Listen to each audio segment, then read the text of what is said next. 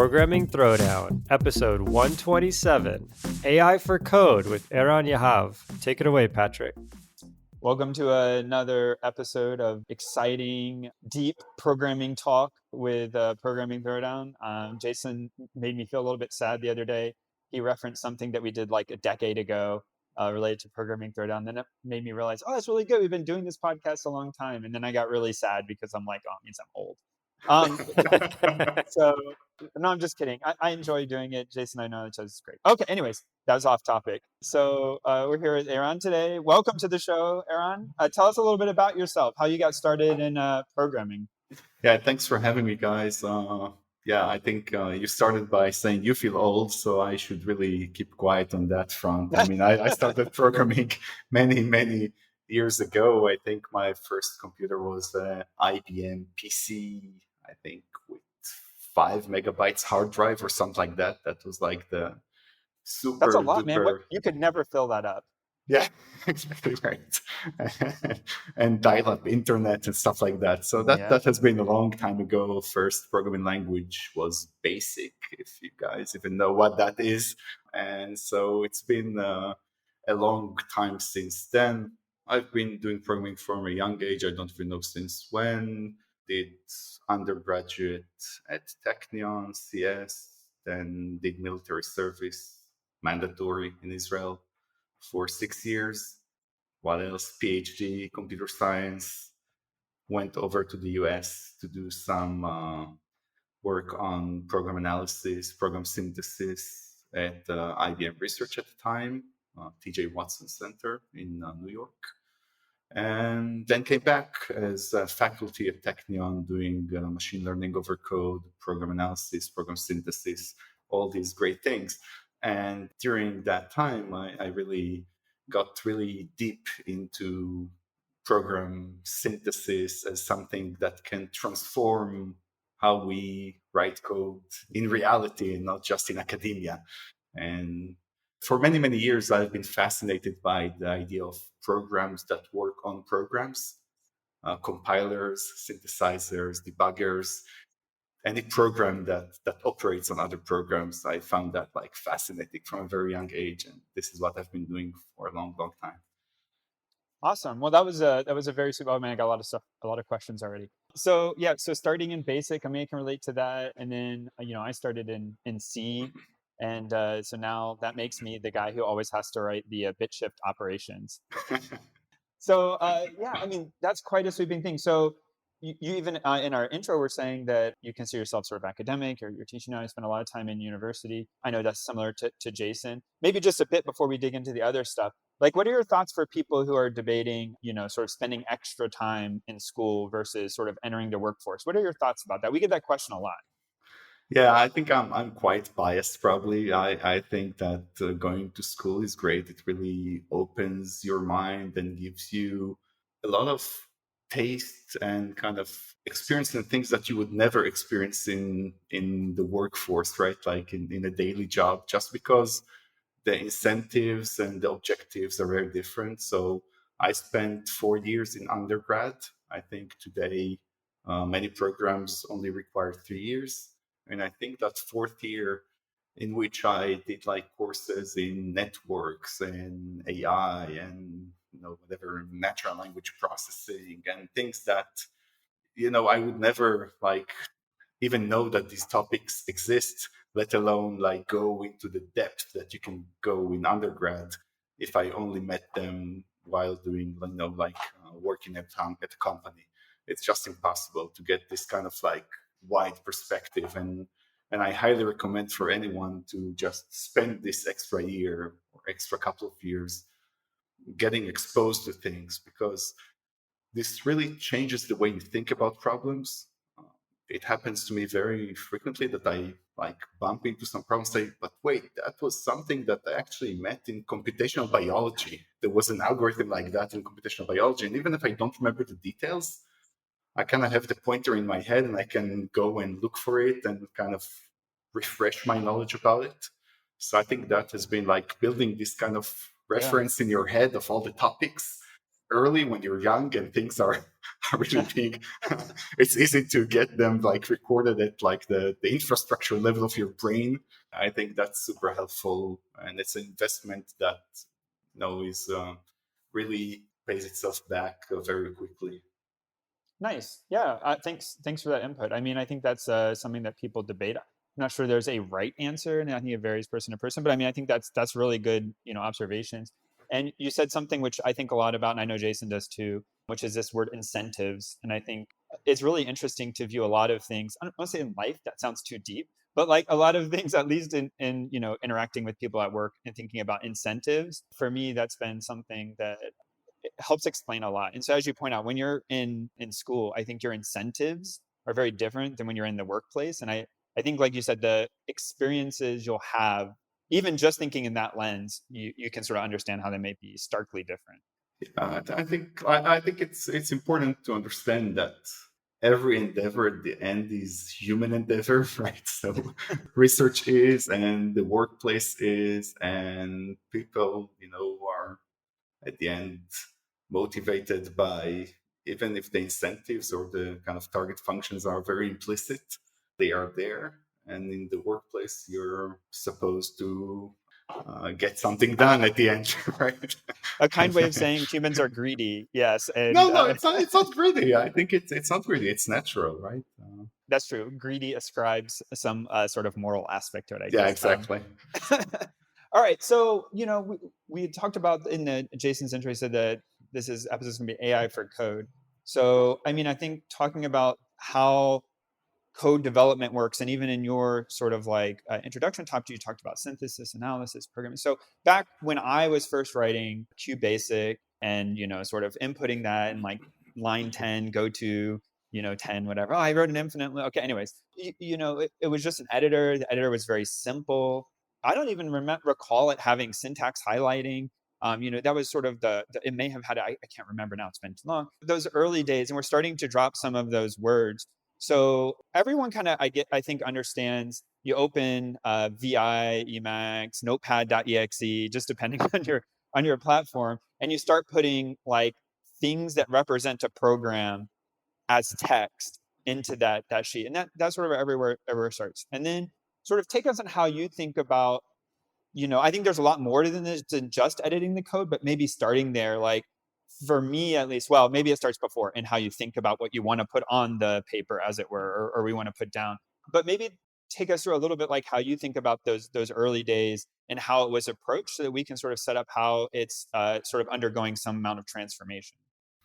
Yeah, I think it's all a question of balance between the human and the machine, in a sense. In the early days, you had to work really hard to satisfy the requirements of the machine. And the machine was kind of brutally unforgiving, right? Like you could make one single mistake. Nothing told you that you made that mistake, and the whole thing would go awry when you run it, right? And so over the years, people had this brilliant idea. I think Fortran was the first, that you can use the machine to help the human deal with the machine, which is, I think, the idea behind the compiler. The Okay. early Yeah. compiler is exactly that, like help the human write something that is slightly higher level. The compiler will do some work to check it and maybe give you some useful errors, and then the machine would run it for you.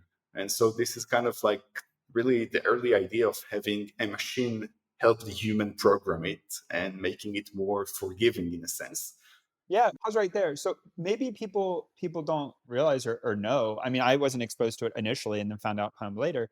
But so originally people would write literally the hex codes for assembly to like, basically script the exact flipping of the gates inside the microprocessor. Oh, this is my background. I'll get here all day. So I'm not going to talk about this. But like, actually writing hex that is stored in an EEPROM or whatever, and the CPU actually executes was like step zero. The very first people who had nothing else, I guess that's what you kind of got to do, right?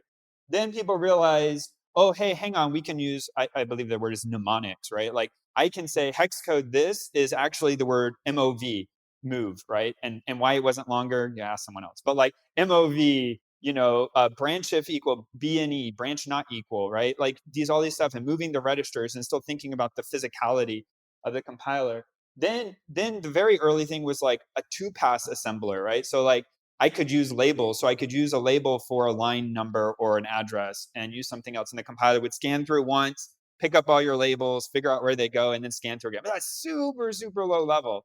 And so what you're talking about, Fortran, this idea that like you don't need to write like one-to-one assembly instructions was like, yeah, I think I agree, like a very early breakthrough in how to get the machine to do the work that you really didn't need to be doing. Yeah, I think since then, I think there's been a lot more kind of development in how the machine can help you. You mentioned syntax highlighting earlier, but also all sorts of more sophisticated compilers that can give you really deep error messages on what you did wrong, and also linters and static analysis that can point out common errors and maybe even suggest corrections. And all these things that make our lives easier. But at the very end, programming is still extremely unforgiving, right? If you compare it to having a conversation in natural language, it is still like you can spend the whole day, like flipping because you flipped two parameters to a function or just forgot the semicolon somewhere, right? And this is like extremely unforgiving, even today. And it's been a while since Fortran. Yeah. Oh, that's true. Okay, so I think people probably know like what syntax highlighting is, and if they've had any experience, they probably kind of get that. So static analysis, though, maybe can you explain like what static analysis is? Yeah, in essence, it's really kind of like an expansion of the compiler to check properties that are more than maybe just type checking or the standard things that the compiler checks, to more sophisticated things, maybe properties like your program does not divide by zero, or you don't have a null dereference, or no overflow, and properties of that nature, and all the way to like full program verification, which is checking that your program satisfies kind of a functional logical specification, that a given function that is supposed to sort an array actually returns an array that is sorted, and check that statically, meaning without running the program. Right. So the static part here means that I'm not going to run the program. I'm going to statically check it at compile time and give it the result. And now some of the listeners may like scratch their head and say like, but wait, this sounds like something that is undecidable, because if they've heard about kind of the halting problems, they like, wait, can you check that the program terminates? Probably you cannot. And so indeed the problem is undecidable, but you can solve approximations of this problem. And typically the way that static analysis works is that it gives you conservative errors or conservative reports, meaning that if it says that there is no error, then it's guaranteed to be correct. But it may give you false alarms saying, hey, your program may divide by zero, which actually doesn't. And so that has been quite useful at the end, but it is also often quite frustrating for developers because they chase down all sorts of reports that turn out to be false alarms, and that can be really frustrating. But yeah. So I think like, yeah, I mean, so I've run static analysis before, and I mean, I think the compiler does, some form of static analysis, and even now like the better, but like separate tools often, go in more depth. And this frustration you're expressing is was sort of my experience, that you get a lot of stuff where it sort of just gets confused, which already we're sort of talking about the computer doing more and talking about getting confused or not understanding. And we're talking somewhat about like humans have some intent when they write their code, but then how they express it may not match. And then something else is trying to like understand it. So when we say like the computer tries to understand what you're trying to do or tries to check for a divide by zero, like what are we actually meaning there? So yeah, without like getting all academic here, I think the right view is that the static analyzer, or the machine, let's call it, is constructing some abstraction of your program that it can reason about. and that abstraction does not always match your idea of what the program does. And this is where the kind of the confusion or the mismatch comes from, and is also the reason that sometimes or often these tools cannot explain why they got what they got, right? Or not in a way that you would understand it, not in a way that would be useful for the human. So the chain of reasoning that led them to the conclusion that you are kind of amazed by or shocked by is not easily explainable to human. But you're spot on in the point of kind of understanding the intent and communicating intent to the machine, and all these questions are really central both for program analysis and program synthesis. How do you know what is it that the human was trying to do? I mean, I think like when I try to explain to people who aren't in programming, like what debugging or what these things are like, I just get blank stares. But I mean, for people who have programmed a lot, I think a lot of people experience that where you write some code, you have some intent, you run it, and even it turns out that actually the computer got it right and you got it wrong. That you thought, a number, you coded better than you like solved your own problem. And I think for me, the interesting thing about static analysis or even just compilers adding that to their repertoire over the years is like the number of things you can hold in your head at one time.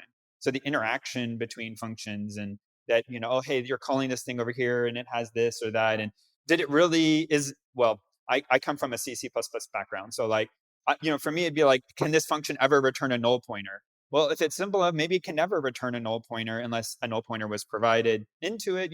You can kind of start keeping track of all of those things, and we know a computer is really great at doing repetitive things very quickly, and so holding all of those simple functions in its head, it can do those sort of bounds checking, like what is the biggest number that this could get? Is it an overflow or underflow? And even if it can't tell you you're right or wrong, what I've seen be useful is that sort of cooperation where it sort of comes back and tells you like, hey, based on what I see here right now, like this is the range of values you can sort of expect out of this. And that's when you sort of start to see, oh, wait, there's actually this like iterative thing where I'm doing something, the computer's telling me what it thinks I meant to do, I'm telling it back, and you sort of do this. Happens to me, I guess, more now as like the error messages are getting better and whatever, versus when I first started out, what I would find myself doing is writing, enormous blocks of code and, trying to run the program as a whole and just see if the right thing comes out at the end. Yeah, absolutely. So that's exactly the progress that we're seeing, this tight loop between the human and the machine, that the human is doing something, the machine is like giving you feedback. And now, essentially, over the years, we are getting closer and closer to working together with the machine when you write the program. What you described effectively is kind of like the iterative discovery of the specification, right? When you start programming, you have kind of a loose idea of what it should do, but you don't have all kind of the edge cases and all the subtleties, because you start with high level thought of high level spec. And as you write the code, you start to discover and unravel kind of the low level details and the hidden complexity that is in there. And what you described is the machine kind of helping you unravel that as you make that progress. And I think this is also where synthesis comes in, which is the idea that if you express your intent clearly enough, the machine can actually predict what is it that you are trying to do from your intent and from context, and complete the code or complete the thought for you in a way that also kind of prevents you from falling into the standard or like the common pitfalls around that area. Yeah, that makes sense. I think one of the things that is really, I think, where program synthesis becomes important is in figuring out all of the assumptions that matter and the ones that don't. Like for example, you might have a function that just takes a number and increments it.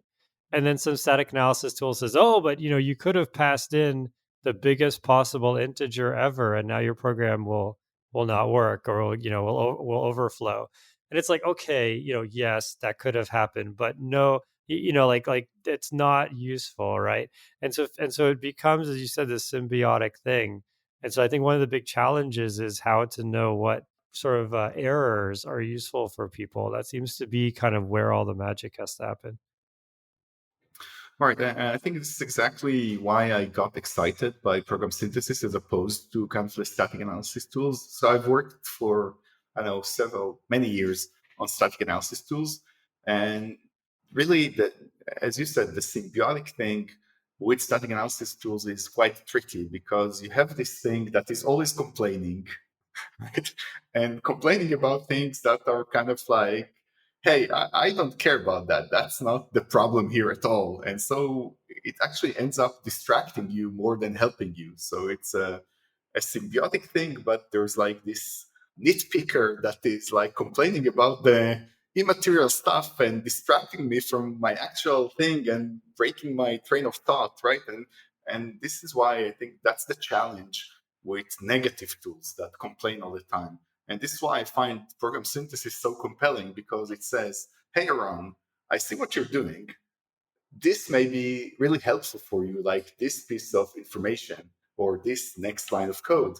And I say, you know what? I don't care. Let me keep on typing. I'm like, I'm on a roll, so I'll keep on typing. I won't even notice. But if I'm like stuck for this extra fraction of a second, and I look at the suggestion of the tool and says, oh, yeah, that's exactly what I wanted. Thank you, dear program synthesis. And I can consume this and keep on going. So rather than complaining, it is suggesting things. And I think maybe the simplest analogy is kind of like assume that instead of type ahead on your phone, you had just a spell checker that complains all the time when you make the typing mistakes, right? And so type ahead is infinitely more useful, right? Yeah, I mean, I think like to take like a very specific example, I guess. So Jason's thing, like I just write a function called increment or +1, and the thing is complaining, squiggling lines everywhere, being like potential overflow, like no bounds checking, whatever. Like you're right, that's really annoying. And I guess there's like as programmers progress, or even like their understanding of it, what they want to do. As Jason pointed out, I'm gonna be like, yeah, that's not really practical. I don't really care. But on the flip side, I know that is a risk. And if we start talking about like how components get reused in ways that didn't get expected, if the tool that I'm using says, hey, actually let me add in the bounds check for you, then unless it's performance critical, again, my background, like I'll probably let it do it, right? Like, oh, if equal to int max, just do nothing. Like, okay, well, at least it didn't increment, but at least it doesn't overflow and give me a number smaller than what I put in. So I can at least say that now I know this function never shrinks and only grows, but maybe is equal in some small case. And so having this synthesis, like you say, is actually in some ways applying it useful, more complicated, because you first need to understand there's a problem and understand like an acceptable solution. That like, hey, an acceptable solution here is to bounds check and do nothing, to bounds check and throw an exception, and what framework I'm in, what language I'm in. I guess like that could vary wildly. Yeah, in a sense, it is kind of more complex, but it's also more in your flow, right? So abstractly, you're correct that I need to understand more, but I need to act less in a sense. I need to look at it and say, yeah, I don't care about this. And like, whereas with the static thing, I'll have to work for the tool to satisfy it, right? Because I'll have to like ignore bounds check on the thing, or I'll have to do something actively to make this thing stop complaining. And I think that is the frustration that a lot of people have around that. I think synthesis is kind of like the cure for a lot of these things. Do you find like when you talk about static analysis or synthesis, do you, I mean, like some languages aren't used so heavily anymore, so maybe excluding those, but of languages that people would encounter every day, do you find that like people's acceptance of those kinds of tools varies based on like the kind of language they're using or the kind of development they're doing? Or are people generally like pretty open to like having the computer help them out more? Yeah, I think people are very open. I think there's kind of like the bottom 5% of developers know the really, really new ones who don't know what's going on are going to get really confused by synthesis tools, or potentially confused because they're getting these suggestions and they don't know what is it that they're getting and why. So it's kind of like it's going to be tricky. and the top like 1% of developers who are doing like device driver development, one-off thing, algorithmic, this or that, the suggestions are not going to be probably on target because their intent is so kind of one-off and complicated that this doesn't match any of kind of like the common distributions of how people write code, right? So either they would need some specialized model for device driver development, which is kind of like almost its own language, right? It's like its own set of Right. idioms, or they would rather not use any tools because also, they work in VI and all the stereotypes around that, right? So, Yeah, I mean, I think like we've had those editor debates before. I think even on this show we've talked about it, and I think people change over time. And I think you can get lots of tools to do lots of things depending on how much you're willing to sort of spend on it. But for me, the realization that I've had of where I am now, at least, is this computer cooperation, which is again that the computer, just as simple as, hey, there's this function. Where is this function coming from? And sometimes it actually turns out it wasn't the function I thought it was. It's pulling it from somewhere else. And having used various tools, sometimes that is a guess based on code match, and sometimes it's based on actually understanding how it's being built. And this is leading me. I am going somewhere, and that is that across the different platforms, different code bases, different frameworks, there's a lot of difference. How does the tooling sort of like, we said builds an abstraction, but is it like just like operationally, how does that work? If we have programs in C++, Java, Python, like is that intermediate common enough to be useful and reasoned about, across all of them? And it's, front ends and back ends into and out of those things?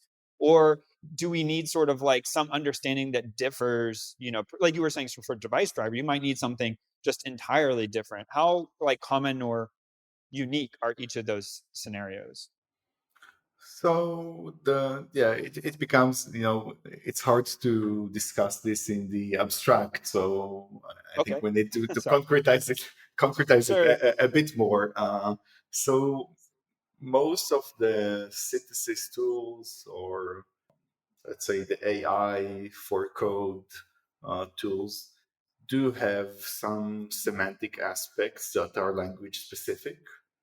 They have some, let's call it, extraction procedure that extracts some representation, interpreted representation from the language, which includes information about maybe types, maybe how data flows between variables, maybe some other things, which is quite language specific, and they extract it to a common presentation, much like a compiler does before it generates code for the backend. So for people who don't know, like GCC or something like that, standard compilers, they may have a lot of front ends and a lot of backends, but they communicate by extracting or by first translating the front end language or the source language into some interpreted presentation, and the backend works off that.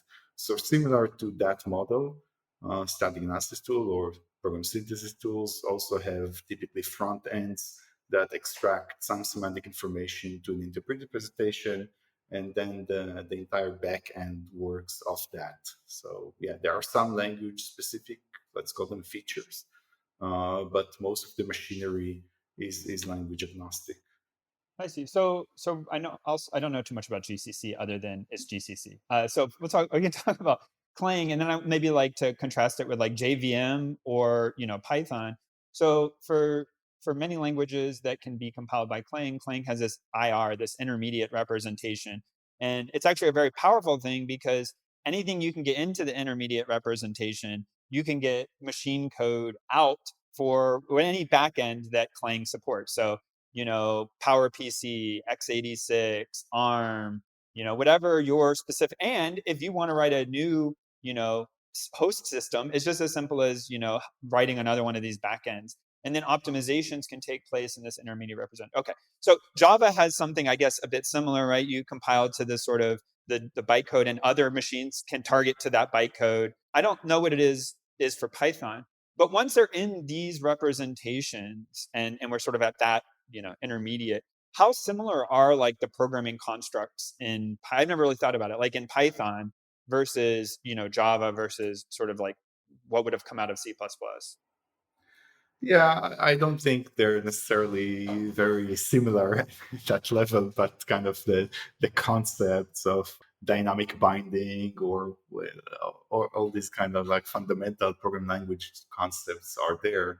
The modeling can be quite involved. For example, if you've ever looked at how Scala is compiled to the JVM, if you had the kind of, I guess, maybe misfortune of looking into these details. Nope. This is extremely involved. It's really beautiful conceptual and engineering work by the Scala team.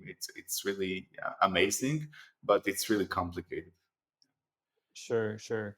Okay. So yeah, so when we have these static analysis tools and synthesis tools and we have them per, kind of thing someone is doing, I mean, I guess we can sort of like keep moving up the stack. So you have your code base, right? So I have my code base, and how my code base behaves may be very different than Jason's code base. We do entirely different kinds of programming. So how do these tools sort of balance the like you sort of said, the meat of the distribution, the sort of like average case versus the tailored case of, hey, on this project we've made these, I don't want to say artistic, these opinion based choices, like how does the tooling sort of balance between those? Right. So typically the tools build some universal model, and that universal model captures how code behaves in the, let's call the common case, in the wild. Let's say I look at all the C++ projects on GitHub, and I will get some abstraction of what these projects do, how they're supposed to behave. I'll get some distribution of, the expected code completions or code predictions that I need to do for these projects. They would work quite well for the majority of new C++ projects. But if you have made your own opinionated kind of decisions that are veering off significantly from, let's call it, general population, Gen Pop, then you would benefit greatly from training a custom model for your project or your organization to kind of capture these notions, right? And so the bigger your code base is, effectively, the more you would benefit from having your own private model. It will better capture like how you do things, right? How your team Fair. Yeah, yeah. is doing stuff. So then, I mean, I guess you're starting to veer obviously where we're going, but the static analysis, code completion, I mean, doesn't have to always be done by a trained system, right? I assume that Yeah. prior these were things that were hand done. So hand modeling, hand feature extraction, hand suggestion and tuning, and then, Yeah, that's exactly right. So maybe there's like kind of a pause that we need to make here and kind of distinguish, I guess. I don't know if it's the second, third, or fourth wave, so I'll not put a number on kind of like which wave is it of the static analysis tools, but let's call it the previous wave of static sure. analysis tools. Uses like hand-coded rules that say, oh, if you call foo and then you call bar, then this is really a bad idea. Like Mm, if you check whatever in Java, if you say if x equals null and then the next line says x dot foo, then this is not a good thing, right? Because you're likely to get a null reference. And so these are like hard-coded rules that capture the common case. They're manually crafted rules. And this is how like linters like ESLint work, right? They have like, I wanted to use like the S word, but they have a bunch of a bunch load of rules that were written over the years that capture a lot of like common anti-patterns. And these may not be the anti-patterns for you and your project. And this is why you get a ton of kind of complaints from these tools that because they're capturing generic things. That was like the previous generation of tools. The new generation of tools is using AI to learn kind of what is it that is being done in your code base, what are the patterns, what are the anti-patterns, what are things that should be avoided, and is actually using that information to give you much more targeted kind of alarms and reports on your code in case of checking, and also much better predictions of what code should be written or how to complete your code when you're doing the program synthesis. Right? So this is kind of like the difference between handcrafted things and learned things. And the reason that we can learn all these rich information about your project or about code in the universe is because of the progress that has been made in recent years in static analysis technology, in machine learning algorithms and models, and also in the computational power. So we're just, we can throw huge GPUs and memory and data sets at the problem and kind of train models that are able to capture information or rules that would otherwise have to be handwritten by experts.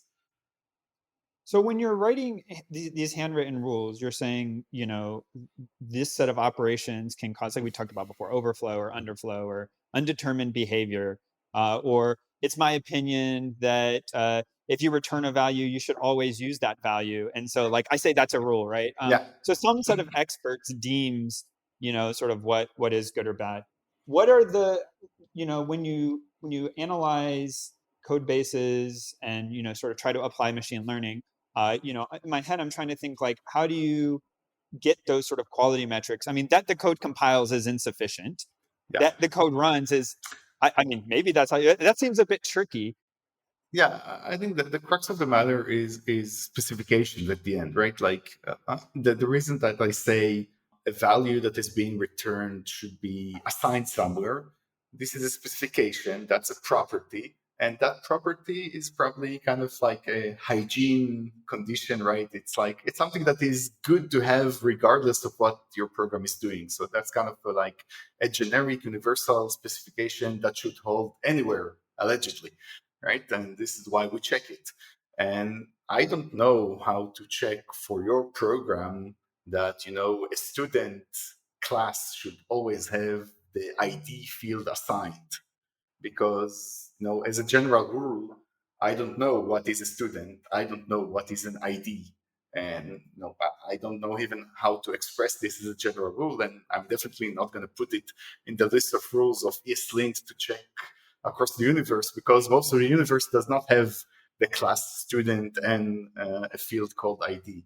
So this kind of like specialized specifications for your project, for your setting, are exactly what the machine learning algorithms can pick up and check for consistency of, right? And more importantly, with program synthesis, they can generate the right assignments to make sure that as you're doing these things, you always assign the ID of the student, right? They can make sure by construction that you're using these classes or using these pieces of code the way they were intended.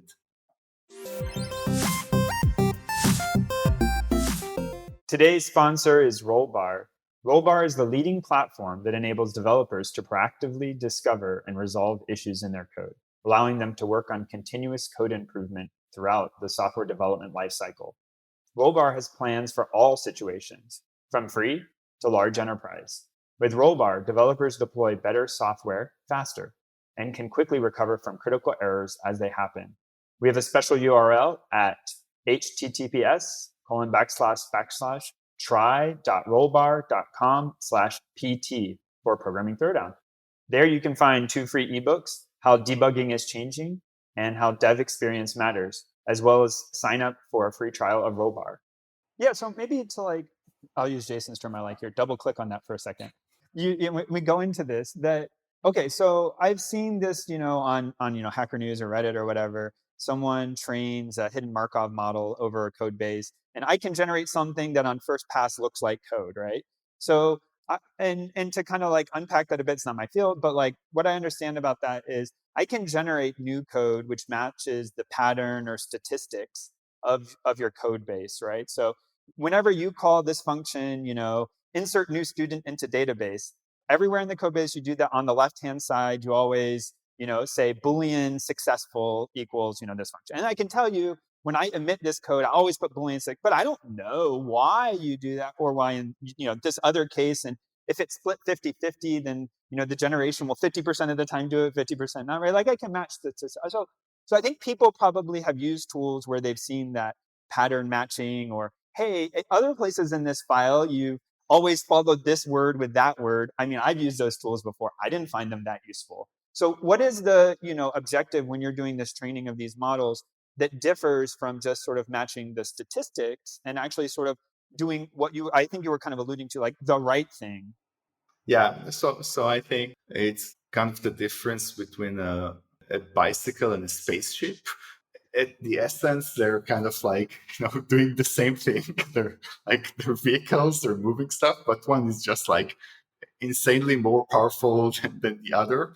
And really, it becomes to a question of how powerful are these models in the ability to tailor the context in which you make the prediction and generalize over that. And so we're kind of, these days, we're using models with hundreds of millions or billions of parameters, neural networks with billions of parameters to solve kind of this exact predictive question of here's like the context that I have in my editor and what is it that I should be typing next. And this model contextualizes not only on the last 5 words that you wrote, which is like hopelessly naive. They contextualize on the entire context that you have in the file, including natural language, including other peripheral information from the project, including all sorts of other signals that you have in your environment in order to make a prediction. And this is kind of being able to contextualize and generalize over that is the magic that gives you really accurate predictions that people appreciate and can use, as opposed to just I flip a coin and I suggest that the next word should be either foo or bar, right? Or like, yeah, you did like db and I guess either the next word is add or remove, right?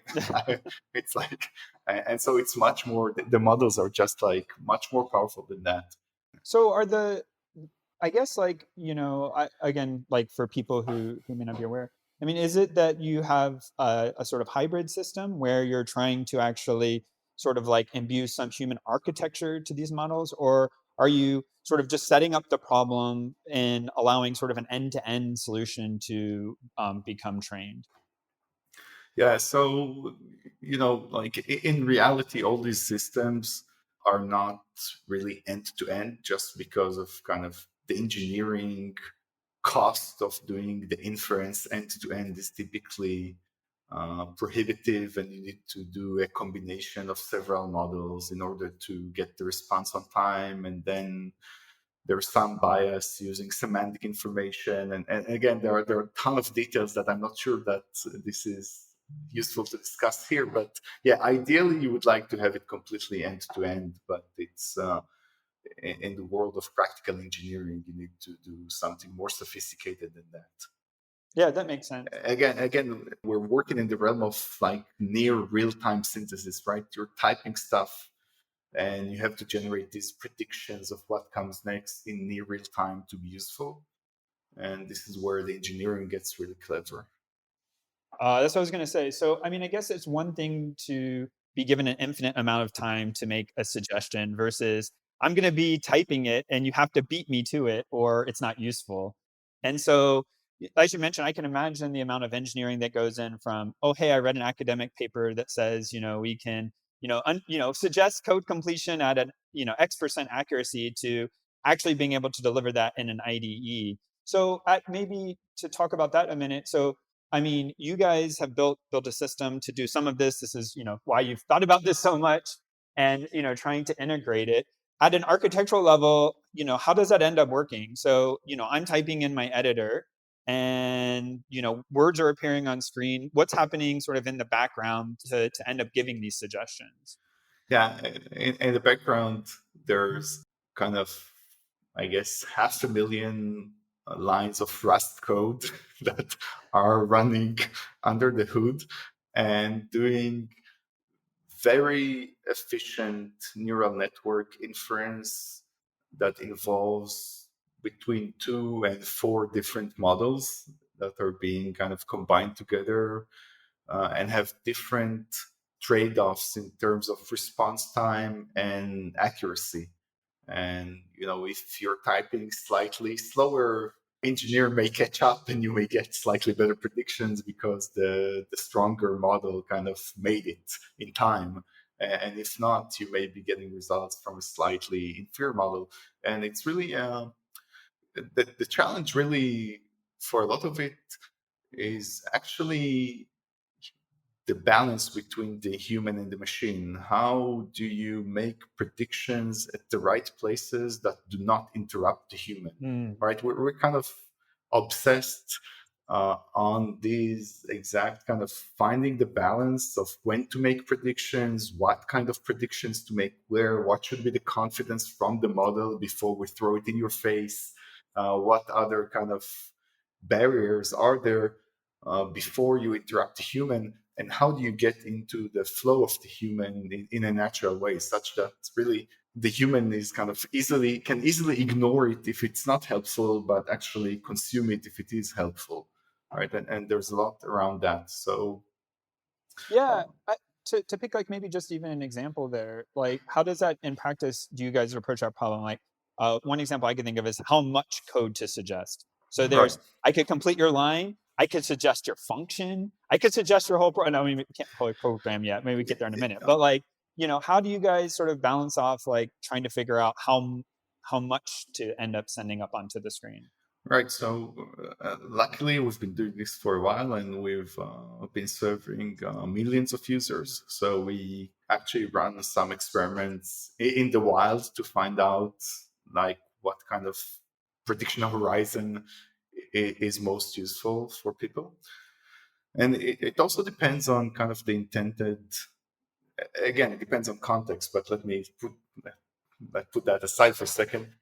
It turns out that what humans like the most is pieces of code that they can make snap judgment about the correctness of. So uh, the kind of the tight loop that works best is the human writes something, or there's sufficient context. The human writes something, and the machine suggests something that is easily identifiable as useful. So, like kind of, let's say, complete to the end of the line, but something that is very idiomatic. So, if you see it, you will know that, yeah, that's what I meant, right? So, this is kind of what we call internally the remind me model, right? It's kind of code that I've written it 1,000 of times. I know what I'm going to write. If I ask a human next to me, they know what I'm going to write. Right? Like my classical example for that is read the Python file line by line. That's like a code I wrote, I don't know how many times in my life, probably thousands of times in my life, right? And if I see it, I know that it's correct. I don't need to kind of ruminate about it. It's like, yeah, that's it. And so that's kind of the classic case in which I can complete more than one line because it's really idiomatic. When you see it, you know it's that, it's what you need. It's kind of code that otherwise you would copy from Stack Overflow, right? That's kind of the idiomatic thing to think about it, right? And so all of this is happening sort of local on the developer's machine. And then like how does that split happen? Like obviously some stuff probably needs to happen in a sort of server somewhere.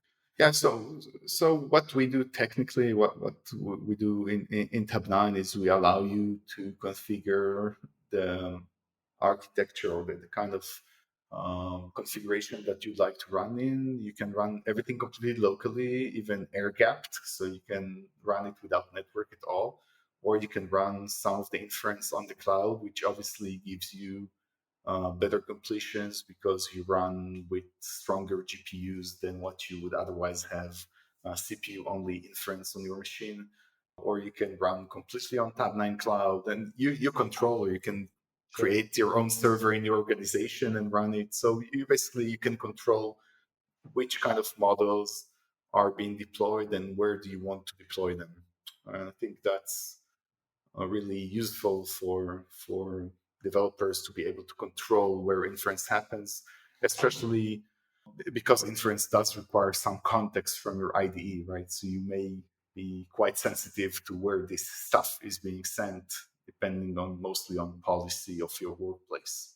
Yeah, that can vary wildly. So before we dive into like, talking about Tab nine specifically, sort of my last comment here is you mentioned trying to maybe come up with how many waves and you refuse to give a number, which is fine. But then like going forward, I mean, what do you sort of see the future? I mean, since I was in school, everyone always said, oh, maybe one day we'll just, tell the computer what we want and it'll just, write the program for us. And people scoff at that. And, maybe that's not exactly the future that shaped up. But I mean, and it's fine that this probably gets highly into opinion, but Yeah. if we sort of look maybe enough out sort of 10 years, 20 years, what do you think will be the direction we sort of head in for how developers interact with their code?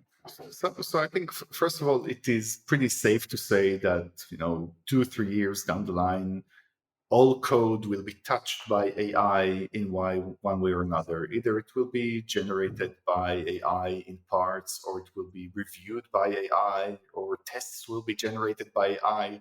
Something will be done by AI to automate the mundane parts of the job, right? There are so many repetitive work being done, and a lot of it really can be and should be automated by existing AI machinery. And I believe that this is already happening and is going to accelerate as these tools become more mainstream. So I think that's like an easy prediction to make, and I hold it very strongly. Looking 10 years down the line, this is really like speculation and opinion. I think in specific domains, it is going to be the case that you're going to see a lot of automation. Like if what you're doing is writing components for UI of a particular area. I don't know, UI for medical devices, right? It has to be very Sure. specific, and Yeah, there yeah, yeah. isn't, and the reason that it has to be, then a lot can be automated from intent. The reason that it has to be specific or domain specific is because, again, it's all a question of intent. How do I express as a human the intent to the machine? And this intent is always going to be very partial, right? Otherwise, I'm going to have to write a lot of English prose to express what is it that I want. And this English prose is going to be ambiguous. And this English prose is going to be harder to debug than actual code. So I don't believe that in general purpose programming is ever going to be replaced by English. That sounds preposterous to me. Maybe I'm wrong. But in domain specific things, I think we're going to see like a lot more automation, but it's not going to be, I conjecture that's going to be more along the kind of low code, no code idioms that, Yeah, yeah. like if it's similar to Wix in a sense, doing website, right? If you're doing website Sure. design, Yeah, yeah. you can get a lot done without writing a single line of code. But this is kind of domain specific system that can assume sensible defaults when you don't provide them, right? And so you can provide zero information almost to Wix, and it will do something sensible because the defaults have been baked into the system. And this is going to pop up more and more for more domains are going to be automated, I think, in that flavor. And for general purpose programming, which is always going to be around, right? I don't think anyone should be worried about their job. Uh, the job is so much about specification discovery and not about specification implementation. It's not like no developer gets like 5 pages of English descriptions of the function and then goes to implement it, right? They get a higher level specification, and what they actually do is like carve out the real specification with all the details from it. And programming is about specification discovery, really. It's not about translating English to code. Just to riff on like what you're saying, I mean, I think we have to get there. And the reason why is because something I've noticed happening and it makes sense is when we say programmer, I mean, we tend to think about, someone at a, what do they call it? I always forget what the latest acronym is, but like a Silicon Valley company or a startup or whatever. But in practice, there are way more people writing code outside of those areas than and then inside. And I think that's going to continue to grow as software permeates just everything. I was talking to a gentleman just like a few days ago, and he was saying, "Oh, I have this idea, but like, I don't know how to find programmers and blah, blah." And I'm just thinking like, yeah, like, I mean, what you're saying sounds cool, but like, you're going to have to convince somebody who can be paid a lot more to do something a lot more worthwhile. And that's not to say your idea isn't. It's just like, I know I didn't say that to him, right? But like, it's not that your idea is bad. It's just like, you're not, it's so niche that like the return there is just never going to be big enough to pay, someone what, they can do, at one of these other, uh, larger addressable market companies. And so I think as you look across just every company needing, some amount of programs to be written and software to be developed, we have to figure out collectively, or I guess someone figuring out collectively how to like empower people to do program writing at the level that can be trained more easily rather than requiring this, sort of academic background. You called it sort of general purpose program. I think it's a fair term for it. Being able to fully debug something, write completely custom greenfield code, this kind of stuff, but instead just turn out another version of something and make small tweaks. And, people in mom and pop shops are going to have to be able to do that. And something like you're saying is a way that happens. I don't know it's the way it happens, but it's a way we sort of get this stratification where programming becomes a much more diffuse term all the way from this sort of low code, no code down to the people, optimizing assembly inner loops for, microsecond improvements on, frame rates of AAA video game titles. I think there's another trend that will for sure become stronger, which is making programming more forgiving in general. Like I write a program, it should run and do something. And we've made huge progress moving from C++ to like Python, JavaScript, right? The barrier to get hello world, right? The time to hello world has shrunk considerably moving to these languages. And I think we're going to see more of that by the environment making also some sensible assumptions. If what you're doing is writing like, some website using Vue, React, whatever is the cool, latest cool thing to write website front ends, then there are sensible defaults that could be made, simplifying a lot of the grunt work that has to be done right now. I think this is another trend that will continue to grow with the assistance of AI, because you do need some sort of intelligence to figure out how to deal with the complexities there. Yeah, one thing I've seen that's been really cool is, I mean, I saw this first with Wolfram Alpha, and now there are some startups doing it, but basically ways to query knowledge stores, like query databases, and you're seeing things like, give me the average revenue for all the people in Switzerland, all the customers in Switzerland, and just from that English sentence. So that's, as you said, that's something very domain specific. If you just have an arbitrary database called foo and all the columns are called bar and baz, like they can't do anything, but it can pull out unique things like, oh, this column is called country, and I just know when people make a column called country, I can assume what they're going to do. And so yeah, you're starting to see this with databases and those queries, and I think it's just a matter of time before it gets to code as well. Yeah, you're starting to see it, but it's always super subtle. And from what I've seen, at least, you write this in English and then say, but wait, when I said Switzerland, what exactly did I mean? Did I mean like also the part of Italy that is, working in Switzerland, or only Swiss citizens, Oh, or interesting. what exactly? It's like you become in all these subtleties that is exactly the job of the developer to kind of like go back and say, but wait, there's actually a question here. Is it the citizens of the country, or people who work in the country, or what exactly is the definition of these terms that you're using, right? And this is exactly where the programming language doesn't let you be ambiguous. Yeah, that makes sense. And this gets back to your code synthesis. It's like, well, I've seen 10,000 people ask the same question, and 9,900 of them had these assumptions. So we can use, statistics to just give people a prototype, and then they'll still have to look at it, but we'll get it right so often that it's super useful. It's like Alexa. Alexa, my parents have like a thick Italian accent, And so Alexa gets maybe 90% of what they say right now, which is amazing. It used to be 0%, but at some point it climbed up, and it got even before it hit 90%, it got to the point where it became useful. Like there was a crossover point to where they could just tell Alexa, set a timer, or set the timer, or whatever. I did terrible mom accent. Sorry, mom. But they do, like, set a timer or something like that, and it's correct enough that they, when it's wrong, they just to try again or use their phone or something, and it's still a net positive productivity. Yeah. Cool. Well, let's talk about Tabnine for a minute. So tell us a bit about what it's like to work at Tabnine. Are you guys currently like wholly remote? I mean, the world's a crazy place these days. How are you guys sort of handling that? And yeah. Yeah, so we're mostly working remotely due to kind of COVID restrictions. We do have a physical office, which is mostly empty, I guess, but people do come in.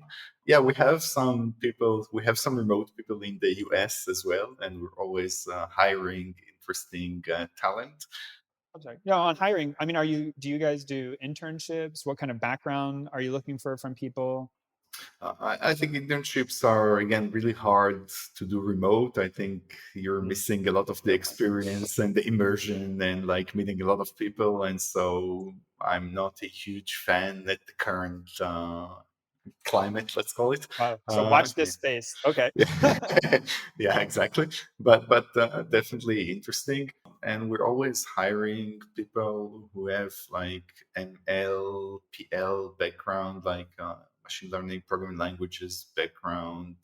Tabnine works on the intersection of programming languages and machine learning, on representations of code and learning models of code, and doing efficient inference for models of code and stuff like that. We're kind of probably the biggest Rust shop in Israel, and we take a lot of pride in being Rust and Rust enthusiasts, and dealing also with all sorts of low-level inference code using Rust, and also assembly, actually, to be honest.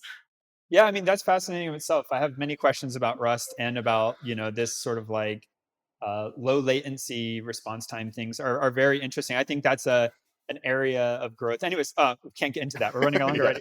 already. So, yeah, how can people try out Tab9? Like, what are people able to use it? Is it cost an arm and a leg? How does it kind of work? Yeah, so Tabnine is completely free. If you're like a developer, you can download it now, install it, and use it completely free forever. The free product is very powerful and useful, and we have millions of developers using it in their IDE as we speak. I think it's really really powerful. The free is almost too powerful, the free version. Uh-oh. That might But be biased, but yeah. yeah. No, I'm serious, actually. But if you are working in a team, you get exactly to what you said earlier, Patrick, that you would benefit greatly from training a model for your team. And these private models are how Tab9 makes money at the end. That makes We sense. train private models for teams, and you just connect your repo, and you get a private model delivered completely automatically for your team that knows the kind of the idioms of your team and the vocabulary, the entities and what's going on in your code base, and gives you much better tailored completions for how you do stuff. And you can also customize it to say things like, oh, don't train on that legacy code. We're actually trying to escape that. And Yeah, sure, if you sure. keep training on it, you get like this Bad effect of habits. you get the Jupiter level kind of gravity of the legacy code that you can never escape, right? Yeah, I mean, that's like anytime we point our like code count at, we use protocol buffers and it generates tons of code, and your line of code count is swamped by all this auto-generated code. And I think it used to be, I always thought, oh man, stuff's expensive. These developer tools are expensive. But then now, like starting to think a bit more with a manager hat, I realized actually like programmer time is very expensive, and anything that helps people sort of go faster and not break things and make mistakes. Oh wait, I think I'm misquoting. Anyways, anytime you can sort of help people, in that domain, like it's enormously valuable. And I think people are catching up that like programmer efficiency is a huge bottleneck. It's a huge bottleneck, and we see, a lot of improvement when using Tabnine. Like users report between 15 to 30% improvement Oh, wow. in their productivity. Depending, again, it depends on how, let's call it, mundane part of your coding is, or if you're using very languages that are like contain a lot of boilerplate, and Java comes to mind, for example. Burn. Yes. Then it's really really useful. If you're writing like front end code, it's extremely useful. I think in terms of languages, our distribution is kind of JavaScript, Python, and Java. I think maybe are the top three languages of Tab9 users. Yeah, I think it's extremely useful in all languages, but these three see like huge adoption. Also PHP, and I think PHP and Rust. We use it ourselves, obviously, for Rust. This thing that you kind of alluded to also like intrigues me, because this is again like thinking with manager hat, like it's sort of not talked about, and it's pretty expensive, which is when you bring new people onto the project, even if they know what they're doing, like getting them adapted to the sort of idioms and styles and all of that through code review, takes, probably even more than 1-to-1 number of hours for those new people to write the code, of people to review and correct the code. But it's also frustrating. You battle sort of like, this isn't a personal thing, like egos come in, like it's a very expensive number of hours drain on the team thing to bring new people up. So having a tool that sits alongside of you and sort of like in a low ego risk way sort of encourages you to write conformant code. I mean, to me, this actually is super exciting. Yeah, it's low ego, and also it's there for you in the sense that you don't reach the code review and get slammed, right? Because you already get something that is the worst case is that you've done the common thing, right? So it lets you really punch above your weight in a sense, Yeah. right? Because like, I'm at least as bad as the average. I will not fall below that. And I think actually much better. And an interesting thing that happens with Tab9 is that when you see the suggestion, it also makes you think sometimes. Like when I use Tab9, like I get some suggestion like, but wait, that's not the way I intended to do this. So what am I missing? And actually, it turned out several times that there was just a new API that I didn't know about, right? And people started using, but I'm like, I haven't touched that for a long time. So discovery there, even if you end up not using it, just being aware that this thing has changed is really interesting. And this is also kind of gives you like a picture of what's going on, right? As you're programming things that you would not be aware of otherwise. So that's another aspect of that. Nice. So in the show notes, we'll have a link to Tab9, to their Twitter handle, to Eran's Twitter handle. If you have any questions or reach out to him, or you want to check out the product, I mean, this is super exciting. I'm going to go try it, even though you didn't name my favorite languages. We're going to go see how this goes and give it a whirl. But I had a very enjoyable time. Thank you for coming on with us. Thank you so much for having me. I had a lot of fun.